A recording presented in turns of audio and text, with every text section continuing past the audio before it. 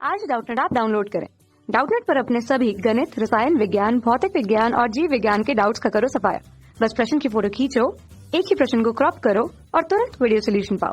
अभी डाउनलोड करें। देखिए हमारा क्वेश्चन है, निम्न में से कौन सी गति हमारे शरीर में पूर्ण रूप से अनैच्छिक नहीं होती है, यानी कि स्वैच्छिक होती है।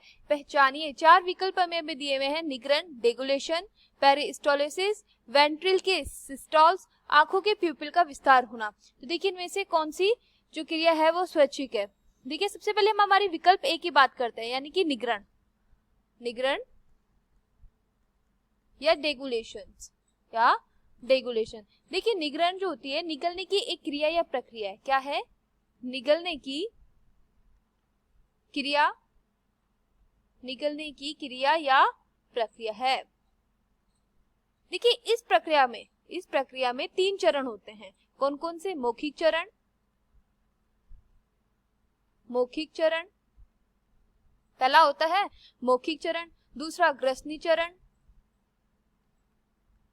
ग्रसनी चरण, और तीसरा होता है अनप्रणाली चरण, अनप्रणाली चरण। तो देखिए इनमें से जो मौखिक चरण है, मौखिक चरण वो स्वैच्छिक होता है। कैसा होता है? स्वैच्छिक होता है। मौखिक चरण स्वैच्छिक होता है। प्रकृति में मौखिक चरण जो होता है वो प्रकृति में स्वैच्छिक होता है। देखिए इसमें क्या होता है? मांसपेशियां चबाने में शामिल होती हैं। अब हम हमारा दूसरा विकल्प देखें, ऑप्शन बी, पेरिस्टोलिसिस, पेरिस्टोलिसिस, पेरिस्टोलिसिस ये क्या होती है? देखिए पेरिस्टोलिसिस क्या होता है? पेरिस्टोलिसिस होता है कि मांसपेशियों के संकुचन की एक श्रृंखला है। क्या है ये? मांसपेशियों के संकुचन की एक श्रृंखला, मांसपेशियों के संकुचन की, मांसपेशियों के संकुचन की एक श्रृंखला है। देखिए गुर्दे को मूत्राशय से जोड़ने, ये संकुचन जो होती है गुर्दे को मूत्राशय से जोड़ने वाली नलियों में कहाँ पे देखा जाता है? ये गुर्दे में से, गुर्दे को मूत्राशय से, गुर्दे को मूत्राशय से जोड़ने वाली नली में, जोड़ने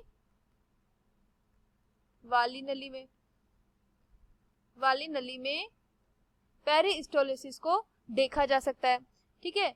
दूसरी चीज है कि मांसपेशियों के संकुचन में काम कर रही है, मांसपेशियों की संकुचन की। तो ये मांसपेशियों का संकुचन क्या होता है? ये संकुचन पाचन तंत्र में होते हैं। ये संकुचन का होता है?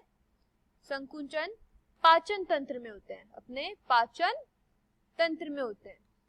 तो देखिए प्रकृति में ये अनैच्छिक है। कैसी है ये? अनैच्छिक है, अनैच्छिक होती है। प्रकृति में कैसी है? अनैच्छिक है। ठीक है। ये स्वचालित और एक महत्वपूर्ण है। ये जो क्रमानुकंचन है वो कैसा है? स्वचालित, स्वचालित। प्रकृति में कैसी होती है? स्वचालित होती है, स्वचालित, स्वचालित और महत्वपूर्ण प्रक्रिया है, और महत्वपूर्ण प्रक्रिया है, यानी कि कैसी है? ये अनैच्छिक प्रक्रिया है। ठीक है। अब हम हमारा तीसरा ऑप्शन देखें, तो हमारा तीसरा ऑप्शन है हमारा सी विकल्प।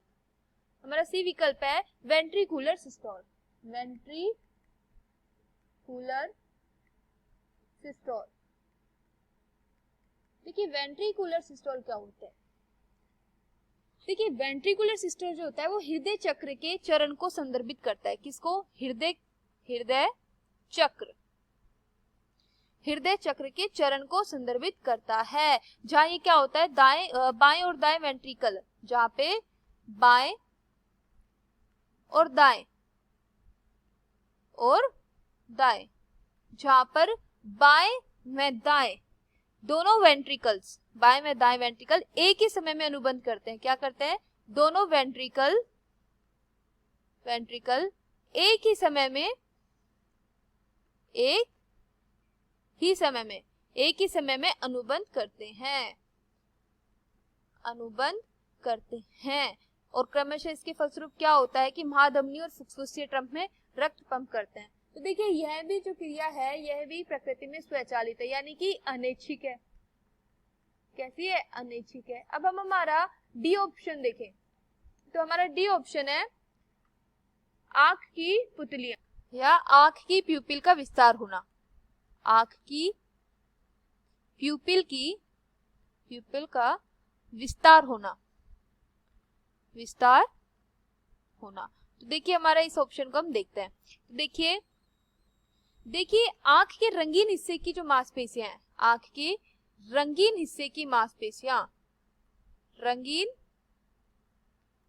हिस्से की मांसपेशियां, मांसपेशियां, आंख के रंगीन हिस्से की मांसपेशियां जो होती हैं जिन्हें आइरिस कहा जाता है। क्या कहते हैं? इन्हें आइरिस कहा जाता है, जिन्हें आइरिस कहा जाता है, जिन्हें आइरिस कहा जाती है। ये क्या करती है? ये आंखों की पुतलियों के आकार को नियंत्रित करती है। क्या करती है? ये आंख की जो पुतलियां होती हैं, आंखों की पुतलियां यानी कि प्यूपिल, तो आंख की पुतलियों के आकार को नियंत्रित करती है, आकार नियंत्रित करती है, आकार को नियंत्रित करती है।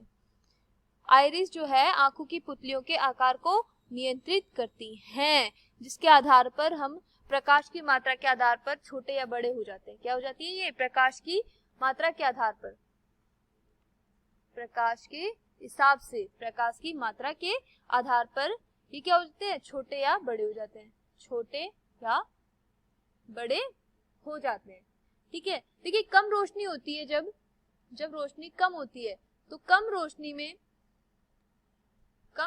में क्या होती है? कम रोशनी में जो पुतलियां होती है वो खुल जाती है। क्या हो जाती है? पुतलियां खुल जाती है, यानी उनका आकार बढ़ जाता है। ठीक है। जब यह उज्जवल होती है, ठीक है, तो कैसे हो जाती है? उज्जवल हो जाती है।